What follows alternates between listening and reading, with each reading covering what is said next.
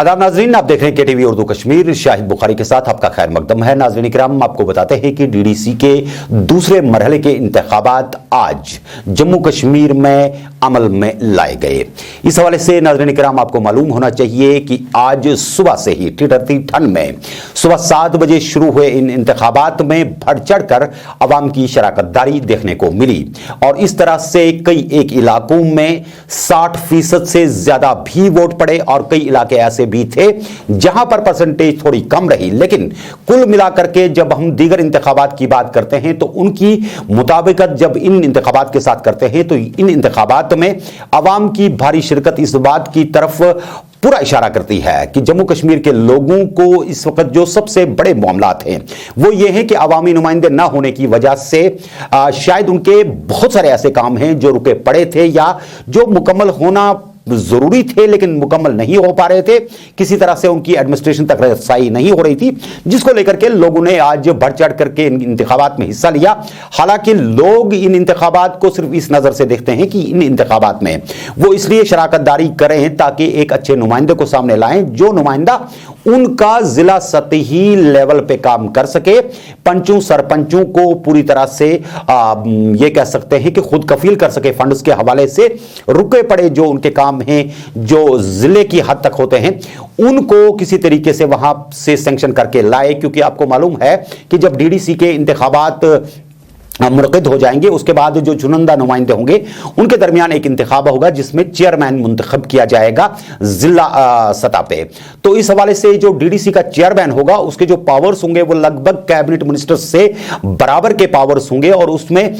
ये कह सकते हैं कि जैसे आपको मालूम होना चाहिए कि इससे पहले जब हुकूमतें यहां पर हुआ करती थी, जब रियासत थी, तो उसमें यह हुआ करता था कि हमेशा ही जिले की तरफ से एक बाज़ाब्ता तौर पर हर साल कमेटी बैठा करती थी जिसमें एक कैबिनेट मिनिस्टर जो था वो इंचार्ज हुआ करता था जिले का और इस तरह से वो जिले के हवाले से फंड्स और कामकाज के हवाले से मुकम्मल जानकारी लेने के बाद मुतल्लिका एमएलएज को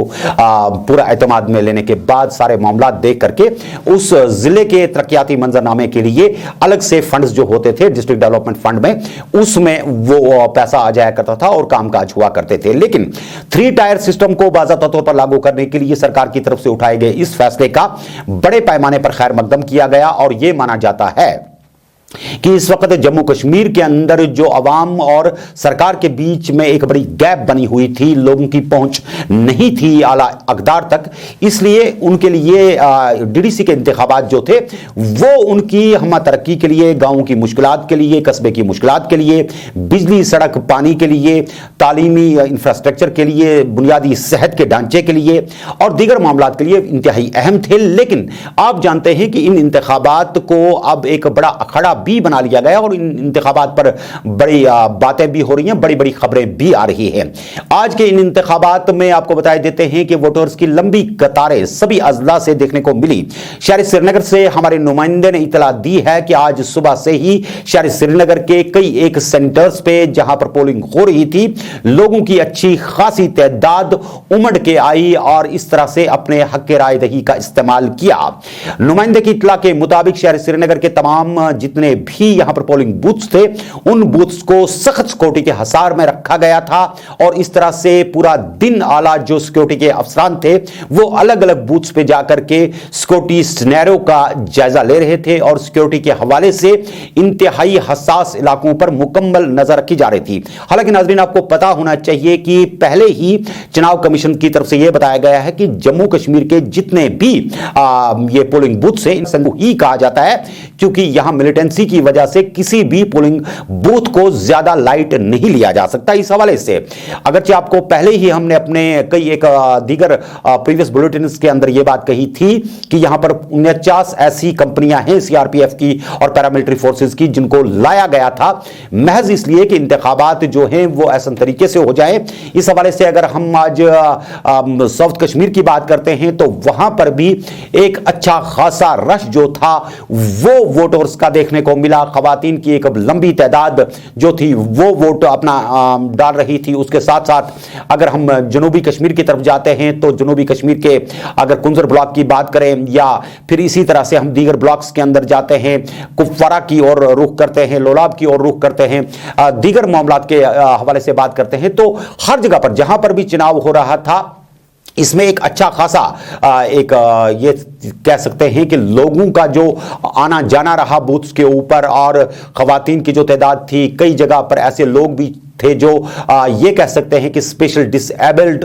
पर्सनालिटीज की जब हम बात करते हैं, जो जिस्मानी तौर पर किसी वजह से नाखैज हो चुके हैं, वो भी पोलिंग बूथ्स पे आए लेकिन अपने वोट को जाया नहीं होने दिया। यानी कि हर कोई, चाहे खास है चाहे कोई आम है, अपनी जरूरत के हिसाब से एक नुमाइंदे को लाना चाहता है ताकि यह नुमाइंदा उनके काम कर सके। अब ये नुमाइंदे कितना काम कर पाएंगे, ये टेस्ट डोज उन्हें तब लगेगा जब उनके नताइज सामने आ जाएंगे, और उसके बाद यह देखा जाएगा। बड़ी बात यह होगी कि जहां इस वक्त गुपकार की अलायंस की बात करते हैं, उसके बाद अगर हम अपनी पार्टी की बात करें, उसके बाद अगर हम भारतीय जनता पार्टी की बात करते हैं, कांग्रेस की बात करते हैं, दीगर जमातों की बात करते हैं, हकीम यासीन हालांकि अलायंस के अंदर नहीं है, लेकिन जब 35 से 370 की बात करते हैं तो किसी जगह पर जाकर के उनका मंशूर उनसे मिलता जुलता है। लेकिन गुलाम हसन मीर के साथ उनकी एक जाती पुरानी दोस्ती है, उसको भी नजरअंदाज नहीं किया जा सकता है। इस तरह से सभी अजला के लिए जो डीडीसी के नुमाइंदे चुन करके आएंगे, उसके बाद जो डीडीसी चेयरमैन बनेगा वो किस जमात का होगा, यह एक बड़ा असर रखेगा। क्योंकि जिस तरह आपने देखा होगा कि यहां पे जब अर्बन लोकल बॉडीज की बात होती है, श्रीनगर म्युनिसिपल कॉर्पोरेशन की बात आई, तो कई एक मामलात यहां पर रहे, कई बार उलटफेर होते रहे, कई बार कुर्सी को निकाला गया, गिराया गया, लेकिन उसके बाद फाइनली यह कह सकते हैं कि जुनैद अजीम मत्तू ने किसी न किसी तरीके से अपने कॉर्पोरेटर्स को अपने एतमाद में ले लिया और 2/3 अक्सरियत के साथ वो जीत गए परसों। और उसके बाद जीतने के बाद जब वो मेयर की कुर्सी पर बैठे तो दूसरे ही दिन उन्होंने अपनी पार्टी को ज्वाइन कर लिया, और इस तरह से अपनी पार्टी के लिए 2 बड़े फायदे हो गए। वो ये कि शहर श्रीनगर के अंदर अल्ताफ बुखारी चूंकि अमीरा कदल हल्का है इंतखाब से खुद चुनाव लड़ चुके हैं, वजीर खजाना भी रह चुके हैं, वजीर तालीम भी रह चुके हैं, और कई एक जगह पर बिजनेस सेक्टर के हवाले से भी एक अच्छा खासा असर रसूख रखते हैं, तो उनके लिए शहर श्रीनगर के अंदर उनका मेयर होना एक बड़ी बात है।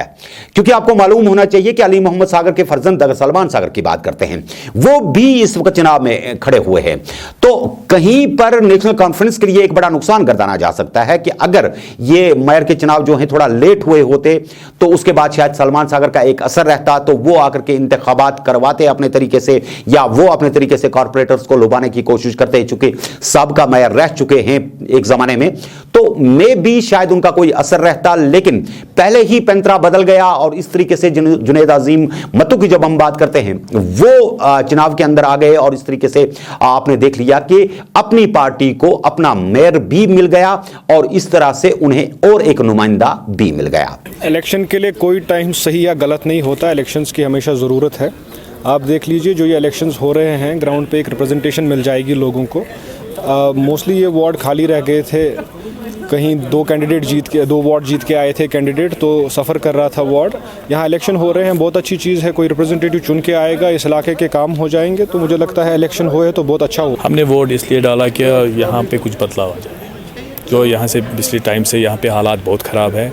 तो बाइकाट भी हो रहा था, मगर उस वजह से यहाँ पे बहुत प्रॉब्लम हो गई थी। वोट इसलिए डाल रहे हैं क्योंकि हमारा जो है कि हमारी कोई बात सुनने वाला नहीं था, इसलिए हमने वोट दिए हैं इनको। तो वोट हमने अपना मैंडेट खड़ा किया, उसी को वोट दे रहे हैं सारे।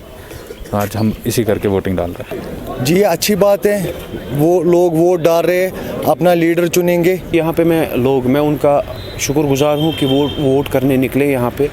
बहुत अच्छी चीज़ें देखिए, अगर कोई वोट किसी को अपना कास्ट करता है, वो एक अपना नुमाइंदा चुनता है, तो वो ग्रीवेंसेस अपनी जो जितनी भी होंगी वार्ड की, वो उसके सामने रख सकता है। तो बेहद खुश हूँ मैं। वोट डाला जी। किस काज के लिए आपने वोट डाला? हमने इस काज के लिए डाला है कि जम्मू कश्मीर की जो डेवलपमेंट रही है इंशाल्लाह वो पूरी हो जाएगी डीडीसी के दौरान। इससे पहले भी काफ़ी इलेक्शंस हुए यहाँ पे, तो क्या देखिए लग रहा आपको? देखिए होते आए हैं जो इलेक्शन, उनसे भी बहुत काम हुआ है, मगर जो डीडीसी इलेक्शन है ये लोगों के डायरेक्ट इंशाल्लाह होम टू होम काम हो जाएगा इंशाल्लाह, यही उम्मीद है। यही उम्मीद लगाकर यहाँ पर लोग इकट्ठे हो गए हैं जी।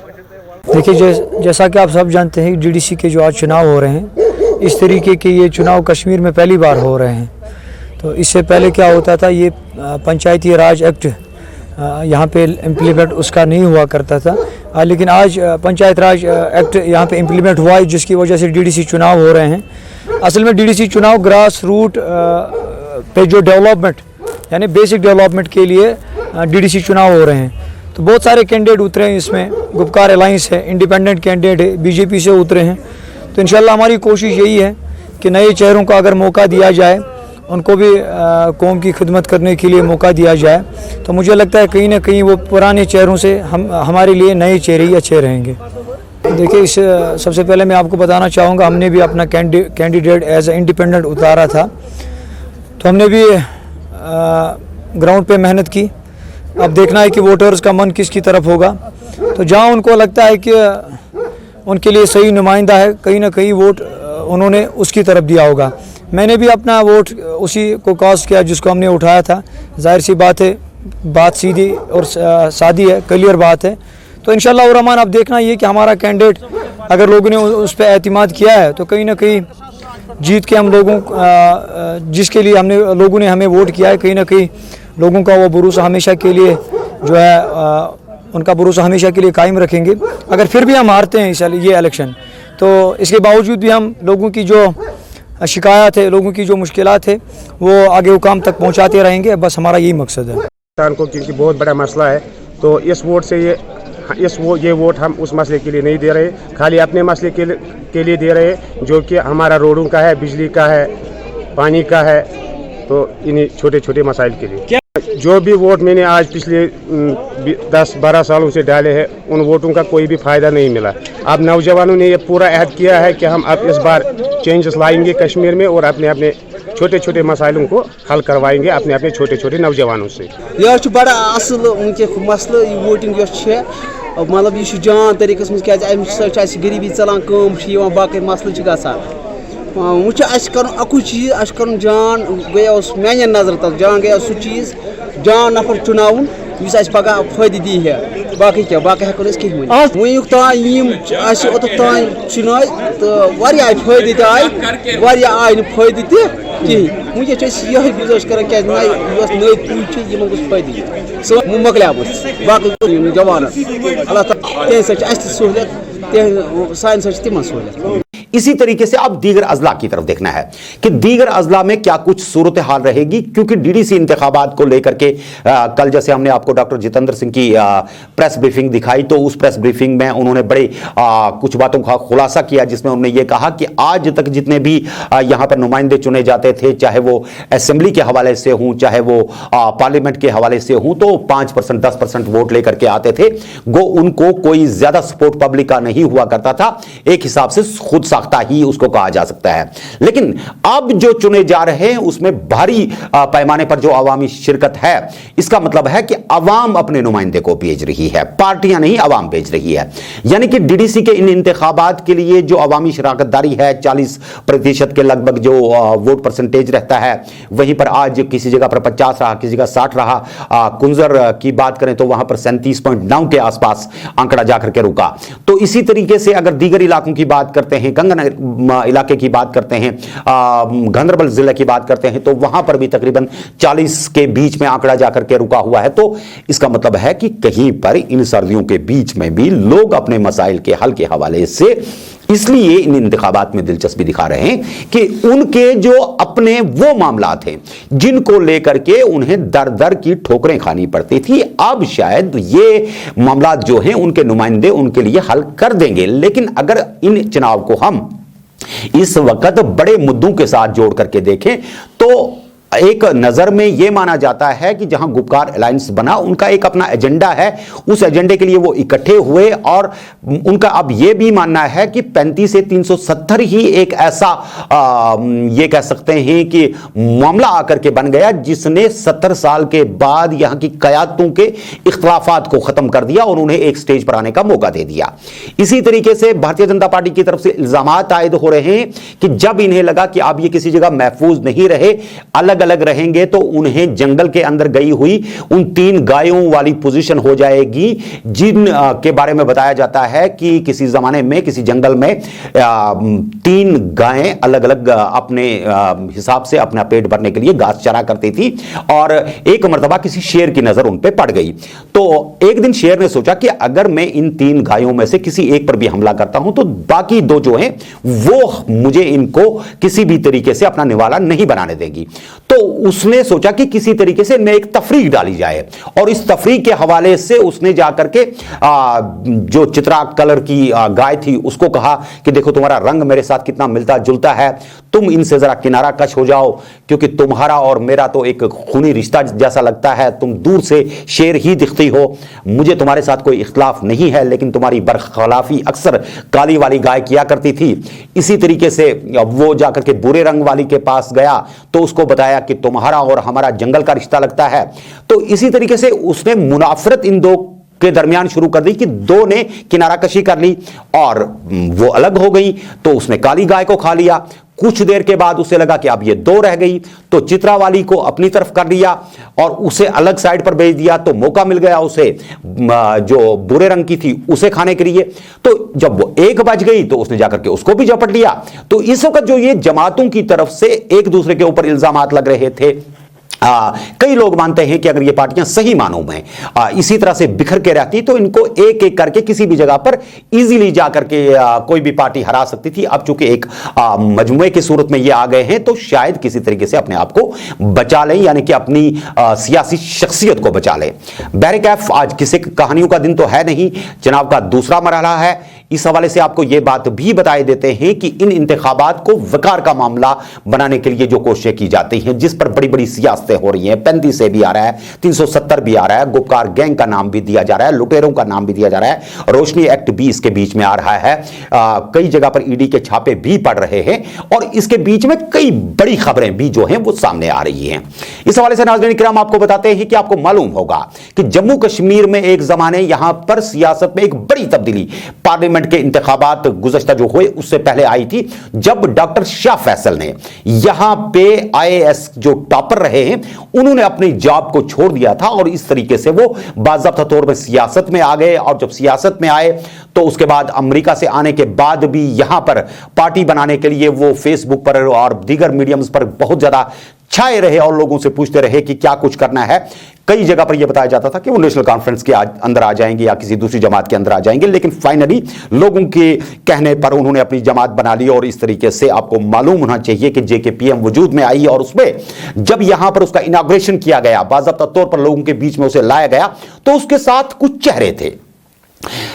इस बात को आप जरा गौर से समझ लीजिएगा कि उनके साथ जो बड़ी बात यह थी कि उनमें शैला रशीद थी। शैला रशीद के बारे में बताया जाता है कि JNU के अंदर जब वो थी तो वो उस वक्त भी यूनियन के अंदर काफी ज्यादा मजबूत तरीके से JNU के जो मामला थे, मुद्दे हैं, उनको उछाला करती थी। उसके बाद अगर हम कन्हैया कुमार की बात करें, जब वो पार्लियामेंट के लिए उनके कलीग उठे या ये कह सकते हैं कि यूनिवर्सिटी मैट उठे, तो उन्होंने उनके लिए जम करके वहां पर न सिर्फ प्रचार किया बल्कि इतनी ज्यादा छा गई कि यहां की पार्टियों की नजरियां उन पे टिक गई। नेशनल कॉन्फ्रेंस के लिए वो एक बार उनके साथ आई तो करगिल चली गई। इसी तरीके से फिर जब वो फाइनली पॉलिटिकल फैसला लेकर के आई तो वो JKPM के अंदर शाह फैसल के साथ आ गई। लेकिन आज दिन के हवाले से सबसे बड़ी खबर यह भी रही DDC इंतखाबात के साथ कि शैला रशीद के हवाले से जो कुछ बयानात आ गए, जिसमें उनके बारे में बताया जाता है कि उनके जो वालिद हैं उनकी मां के साथ ताल्लुकात अच्छे नहीं हैं, जिसकी वजह से उनके कुछ घरेलू इस तरह के बड़े मामलात हैं जो बहुत पहले से चलते आए थे, जिसकी वजह से उनकी मां और वो शायद अलग ही रह रही थी, जिसके चलते उन्होंने अपने वालिद पे कई बार यह इल्जाम लगाया था कि वो घरेलू तशद्दुद के जरिए बहुत ज्यादा अजियत देते हैं अपनी बेगम को, यानी कि शैला रशीद की मां को और शैला रशीद को भी। और उनके वालिद वो भी जवाबी कार्रवाई किया करते थे, लेकिन अब के बार ये जरा पॉलिटिकल हो गया। और पॉलिटिकल इस ढंग में आ गया कि इसमें अब शाह फैसल का नाम भी आ गया। इंजीनियर रशीद जो पाबंद सलासल हैं और हर कोई जानता है कि पार्लियामेंट इंतखाबात के बाद ही उनको ईडी ने बुला लिया और उसके बाद गिरफ्तार कर लिया और आज तक वो जेल के अंदर ही हैं। इस हवाले से उनका नाम भी बीच में आ गया और उसके साथ साथ अगर हम वटाली एंड कंपनी की बात करते हैं तो उनका नाम भी इसमें आ गया। इस हवाले से जैसे ही खबर बाजार में आई तो उसमें इंजीनियर रशीद के बारे में जो इल्जामात लगे, उसके साथ साथ जो शाह फैसल के ऊपर इल्जामात लगे, जेकेपीएम के अंदर आपको याद होगा कि गुज़श्ता दिनों ही फिरोज पीरजादा जावेद मुस्तफा मीर के सामने न टिक पाए और इस तरह से उन्होंने न सिर्फ जेकेपीएम से इस्तीफा दे दिया बल्कि जेकेपीएम के बुनियादी रुकनियत से अपने आप को अलग करके वापस मुंबई की राह ले ली और इस तरीके से वो भी वापस चले गए, जबकि वो टेक ओवर करने वाले थे उस वक्त जब शाह फैसल ने पार्टी को छोड़ा था। उनका भी एक वीडियो बाजार में आ गया जिसमें फिरोज पीरजादा ये कहते हैं कि उनका शैला रशीद के साथ एक कलीग के सिवा कोई दूसरा इस तरह का राब्ता नहीं था जिसमें वो ये कह सकते हैं कि कोई घरेलू टर्म्स उनके साथ रखते हूं। दूसरे ये कि अली मोहम्मद वटाली से लेकर के जो वटाली की फैमिली है उस वटाली के साथ इनका कोई भी ताल्लुक ख्वाब में भी नहीं रहा है, न जिंदगी में कभी मिले हैं, न कभी कोई उठना बैठना था। ईडीपीडी के हवाले से जो बातें की जाती हैं वो किसी भी बात को फेस करने के लिए तैयार हैं। उन पर लगाए गए इल्जामात जो हैं वो सरीहन गलत हैं। इसी तरीके से शाह फैसल का भी एक ट्वीट आया जिस ट्वीट में यह बताया गया कि जम्मू कश्मीर के अंदर एक बदकिस्मती का मकाम यह है कि उन्हें ऐसे नामों के बीच में घसीटा जा रहा है जिनसे उनका कोई दूर का वास्ता भी नहीं रहा है। आपको बताए देते हैं कि शैला रशीद के बाप ने यह इल्जाम लगाया अपनी बेटी के ऊपर कि उनकी बेटी जो है वो उस पार्टी के अंदर आई जिस पार्टी को बाज़ाब्ता तौर पर ताल्लुकात थे इंजीनियर रशीद की जमात के साथ और इंजीनियर रशीद की जमात और शाह फैसल की जमात को उस वक्त वटाली और दीगर लोग चलाया करते थे। पीरजादा फैमिली चलाया करती थी, फिरोज पीरजादा का नाम दिया गया है और ये लोग बड़े खुर्द-बुर्द में शामिल थे। इनको ऑलरेडी ईडी के शिकंजे में रखा गया है, जबकि फिरोज पीरजादा ने बिल्कुल ना कर दिया। आपको यह बात भी बता देते हैं कि जो फिरोज पीरजादा का स्टेटमेंट आया इस हवाले से वो स्टेटमेंट भी उनका कई एक जगह पर सोशल मीडिया पर रहा और आज पूरा दिन छाया रहा। इसके हवाले से भी बहुत सारी बातें यहां पर हुई, बड़े लोग इस पर स्टेटमेंट अपने दे रहे हैं, जबकि इंजीनियर रशीद जो जेल के अंदर हैं उनको खुद भी पता नहीं होगा कि उनका नाम इस तरीके से किसी घरेलू झगड़े के अंदर आएगा। इस हवाले से नाज़रीन किराम आपको बताते हैं कि आज जो स्टेटमेंट फिरोज पीरजादा की तरफ से आया वो कुछ ऐसे रीड करता है। उसमें लिखा है, I Firoz Pirzada vote for the fact that neither have I ever met Mr. Shora nor have I ever had any monetary transaction with his daughter Miss Shaila Shora, यानी कि शैला रशीद की बात हो रही है। It is unfortunate that my name is being dragged in the family controversy. I have nothing to do with Shaila and her father and have never seen Zohur Watali in my life. ये उन जोहर वटाली साहब की बात कर रहे हैं जो अली मोहम्मद वटाली साहब मरहूम के फर्जंद है, जो ईडी की तहकीकात के बीच में इस वक्त भी एक केस के दायरे में हैं। उनका आगे लिखना है कि आई केम in JKPM only because of Dr. Shah Faisal's name tag. This is my statement and must be recorded with regards. ये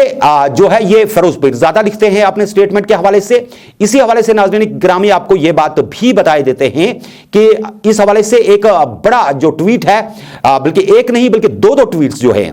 वो शाह फैसल की तरफ से आए और जिसमें उन्होंने इस हवाले से बात की है और बताया है कि उन पर जो इल्जाम लग रहा है वो इल्जाम किसी भी तरीके से उन्हें कबूल नहीं है और जिन मामलात में उनको घसीटा जा रहा है वो मामलात उनके लिए या उनकी फैमिली के लिए किसी भी तरीके से कोई वैल्यू नहीं रखते।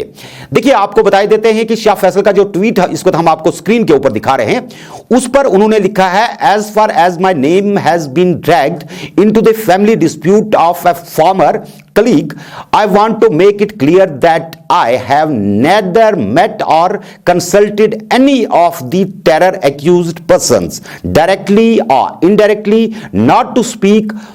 Of seeking their support or benefiting from them. जी हां, और उसके बाद उन्होंने कुछ देर के बाद दूसरा ट्वीट किया जिसमें उन्होंने यह लिखा कि while I have known the perils of public life, I feel extremely sad to see my name being dragged into something which I am not even remotely associated. I will be glad to go before at JKP, यानी कि Jammu Kashmir police की बात की गई है, NIA, CBI, ED and assist in the investigation if required। यानी कि जब ये बातें उन्होंने लिखी तो उन्होंने अपनी तरफ से एक सफाई दी, लेकिन आपने देखा कि सियासत के अंदर जब घरेलू कजिए आते हैं तो मामलात कितने ऊपर हो जाते हैं। यानी कि बाप ने बेटी पर जो संगीन तर इल्जाम लाए उसमें न सिर्फ दो पार्टियों को बाज़ाब्ता तौर पर घसीटा गया बल्कि कई एक नामों को भी बीच में लाया गया। इस पर क्या कुछ रद्द अमल आगे रहेगा हुकाम का, यह देखने वाली बात होगी। बहरकैफ आज के चुनाव के हवाले से अब बात करते हैं कि जब हम इसके बीच में अब उम्मीदवारों की बात करेंगे तो इस पर भी इस बयान का बहुत बड़ा असर पड़ेगा और जो मुखालिफ जमातें होंगी इनकी जमातों के खिलाफ वो इसका भरपूर न सिर्फ इस्तेमाल करेंगी बल्कि इसको एक चुनावी कार्ड के तौर पर इस्तेमाल कर सकती हैं, क्योंकि अभी डीडीसी इंतखाबात के कई एक मरहले बाकी हैं। कंगन के अंदर क्या कुछ सूरत हाल रही, जैसे हम आपको शहर श्रीनगर के हवाले से दिखा रहे थे कि किस जगह पर कितना ज्यादा रश था, इस हवाले से आपको यह बात भी दिखाई देते हैं कि कंगन के अंदर भी आज या गांधरबल के अंदर जो कुछ भी वोटिंग का सिलसिला रहा, कुल मिलाकर के सूरत हाल कैसी रही, लोग किस तरीके से निकल रहे थे, उसके बाद डिप्टी कमिश्नर क्या कुछ कहते हैं, आइए आपको दिखाते हैं।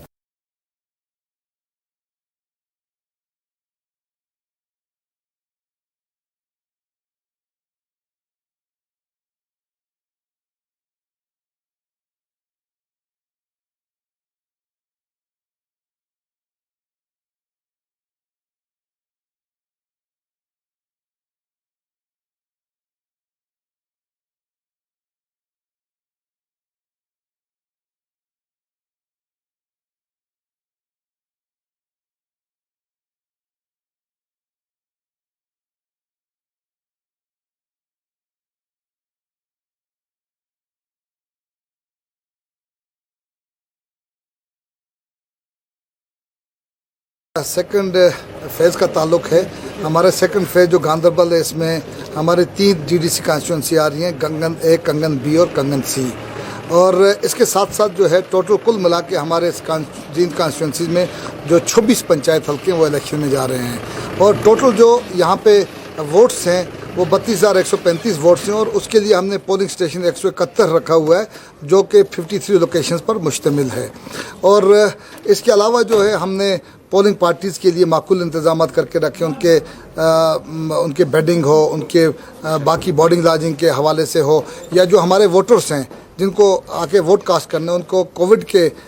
With regard to Covid SOP arrangements बहुत अच्छी तरह से हमने रखे हैं, जैसे हैंड सैनिटाइज़र्स, मास्क, शील्ड्स वगैरह सारा कुछ हमने देख के रखा है। उसके अलावा जो हमारे हर पोलिंग स्टेशन पर सिक्योरिटी के माकूल इंतजाम किए गए ताकि वोटर को किसी भी किस्म का कोई परेशानी का सामना न करना पड़े। और कुल मिला के हम ये कहेंगे कि अरेंजमेंट्स बिल्कुल सेटिस्फैक्ट्री हैं और हम होप करेंगे कि फर्स्ट फेज़ की तरह सेकंड फेज़ में भी हमारी जो है पोलिंग परसेंटेज वो बहुत अच्छी रहेगी। और जो हमने अभी भी पोलिंग स्टेशन पर देखा, लोगों में काफ़ी जोश खरोश है और दर जोक आके वो अपना जी हां नाज़रीन इकराम, आपने देखी सूरत हाल क्या कुछ आज दिन की थी और डीडीसी इंतखाबात के हवाले से आपको बताए देते हैं कि पुरअमन तरीके से आज का दिन भी गुजर गया और इस तरह से ये दोनों मरहले जो इंतखाबात के हैं न सिर्फ पुरअमन अंदाज में गुजरे बल्कि यह कह सकते हैं कि 40 से 50% लोगों की इसमें शमूलियत अपने आप में सरकार के लिए अब ये मामला खड़ा करेगी कि वो उनकी तवक्कुआत पर मुकम्मल उतरे। जी नाज़रीन इकराम, जब हम बात करते हैं इंतखाबात के हवाले से तो आपने पूरा ब्यौरा देखा। हमारी कोशिश ये होगी कि इंतखाबात के हवाले से क्या कुछ सरगर्मियां रहेंगी